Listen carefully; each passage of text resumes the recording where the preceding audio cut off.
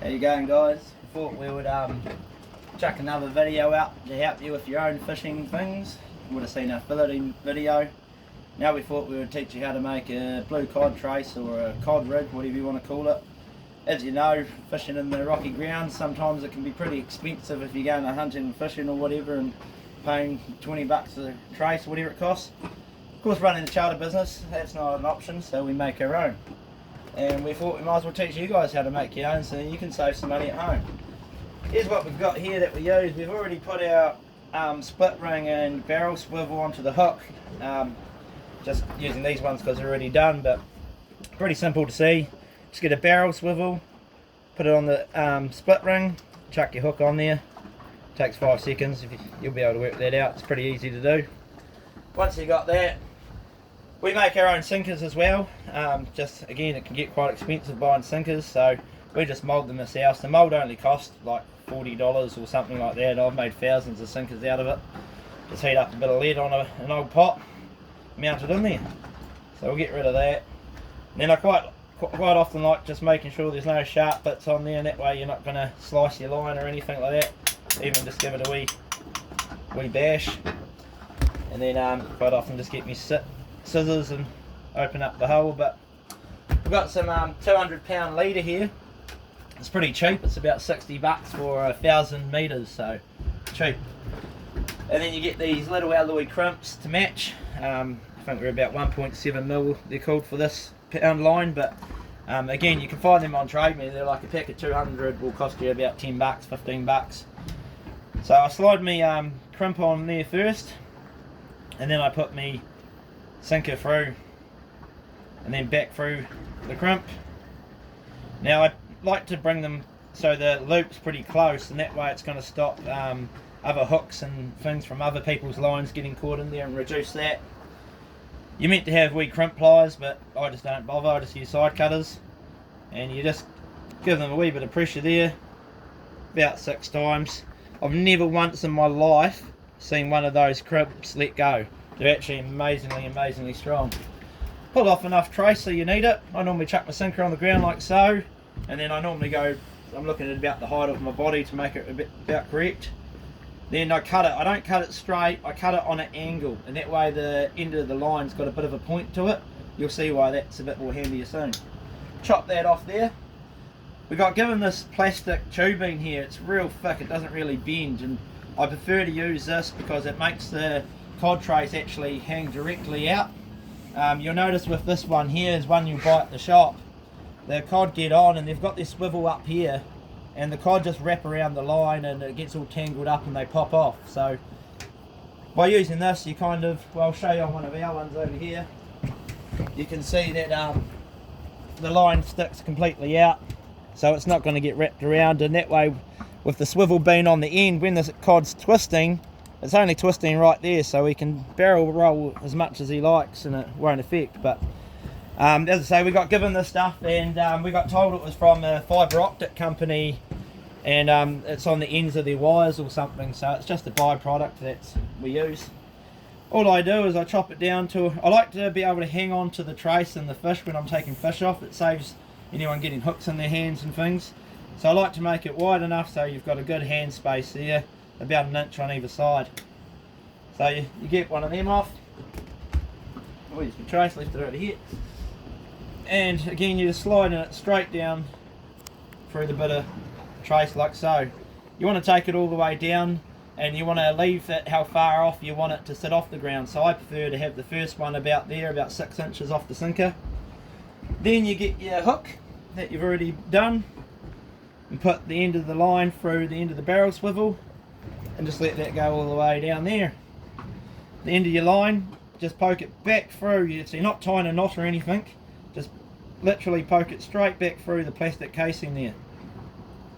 You'll see it come up the other end, and again, this is why we point the line when we cut it. We leave a point on it. It makes that a lot easier. I'm sure there's other stuff lying around in your house you can find to use for that pipe too. It's pretty easy.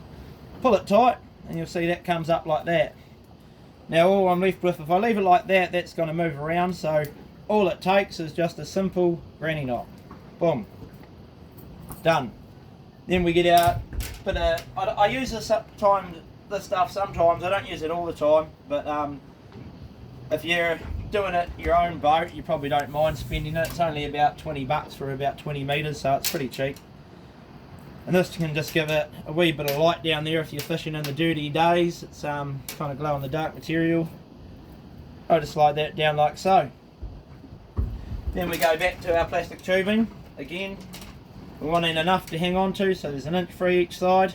Give that a bit of a chop. And we slide that back through our pipe again, all the way down here. Grab our second hook.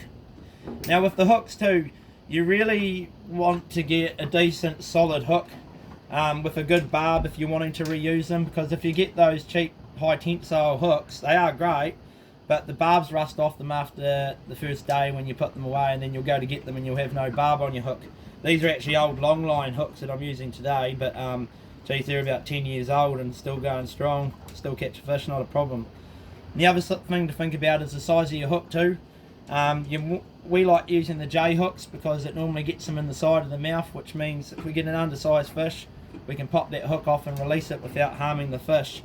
Where a lot of those smaller high tensile hooks will actually, the fish will swallow it and it will get caught in the back of its throat or its gills, which means even if you have to return the fish, it's going to die, which is what we're aiming not to do because we want to keep the stocks there forever. So nice big hook. You only want a 33 centimetre cod's got a mouth that big, so you don't need to get a small wee hook. Good size hook's good, and it avoids catching the smaller fish. Slide it right down again like you did with the first one. I just pinch the end so that the UV line doesn't run up and down, and I just fold it inside itself like we did before. Again, point on the line to make it easier. Come out that side, pull like so. Oh, we've actually come a wee bit away there. That's alright, you just grab that. If that happens, just grab the hook and pull the tubing back down. Then you can make it go nice and tight again. Then you can hang on to it there and pull it through, so you know you're going to get nice and tight. Again, just one more granny knot like so, tie it up. We get our second crimp. Now I've seen people double loop their crimps and everything, or put wee kind of gimbals in between it, but again I've never seen one of this snap there, so just I don't see the point. Come back down for our loop. Now I like to make sure this is flush, because if it's not, your main line can get caught in there, and if you're using braid it can create a bit of a tangle, and the last thing you want to be doing when you're on the fish is sit there untangling cotton all day, so anything to avoid that is worth doing.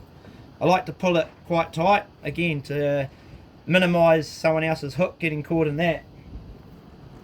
Get me pliers out, crimp, crimp, crimp, crimp 6 times.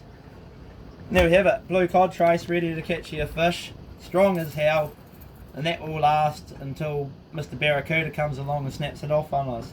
I'll show you how we attach them to our rods. We find it best to use, and even if you're only recreational fishing with yourself, it's still nice to do. Save your rod if you get too excited.